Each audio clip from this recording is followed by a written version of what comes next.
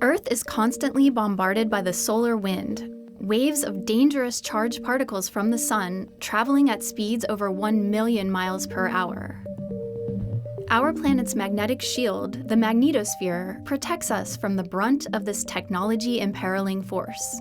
But high above each of Earth's poles, there's one vulnerable spot in this shield, where solar wind is funneled straight down toward Earth and our technology, the polar cusps.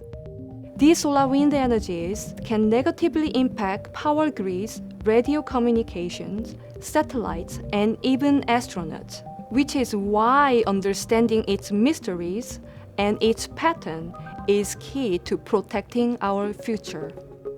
To better understand these space weather effects, NASA is launching a new mission called Tracers.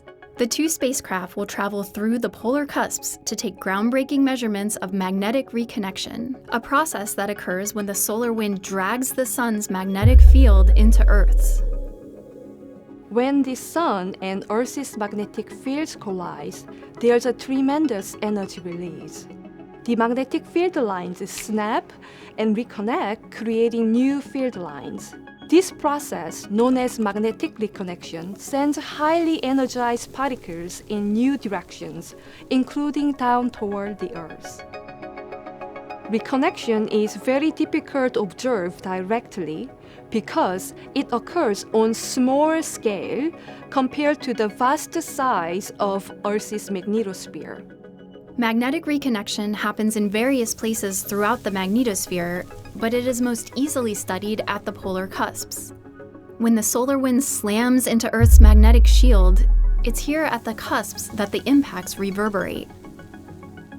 By flying through the polar cusps, tracers will be able to directly study the signatures of magnetic reconnection, helping scientists better understand and prepare for the impacts of space weather on Earth. As we understand that and are able to model it, we're able to get more accurate in terms of how we protect against it and then what we are doing in order to mitigate those risks. Scientists have caught a glimpse of magnetic reconnection in the polar cusps before, giving us clues about this process. NASA's TRACE-2 was one such mission that launched a pair of sounding rockets briefly through Earth's northern polar cusp in 2018. TRACE took really good data, one low flyer, one high flyer, and it took a snapshot of the Earth system in one state. It proved that these instruments can make this kind of measurement and you can get this kind of science. The only thing we could not do with TRACE, of course, was to make the measurement multiple times. One snapshot doesn't tell you how the whole Earth system is going to behave, particularly under all the variation that the solar wind brings us. A long-standing problem with space physics research is if this is the Earth, you fly a satellite through the physics you're looking at and you see something, and then it comes around in orbit later and you see something different. Building on TRACE-2's legacy, two Tracer spacecraft will take multiple measurements at the polar cusps by flying in rapid succession, less than 2 minutes apart. And so with these two spacecraft flying together, we can address this long-standing problem of trying to understand whether the signature that we see of a process called reconnection, when it changes, is that due to something turning on or off?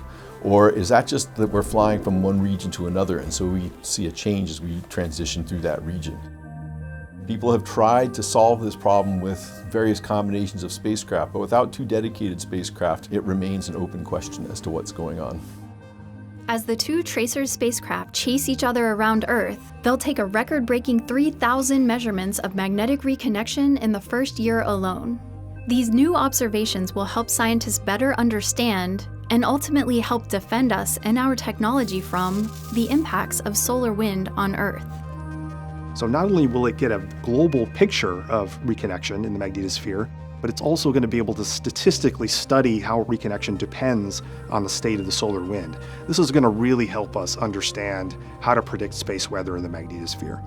If we can understand in these various different situations, whether it happens suddenly if you have one particular kind of event, it happens in lots of different places, then we have a better way to model that and say, here is the likelihood of seeing a certain kind of effect that would affect humans.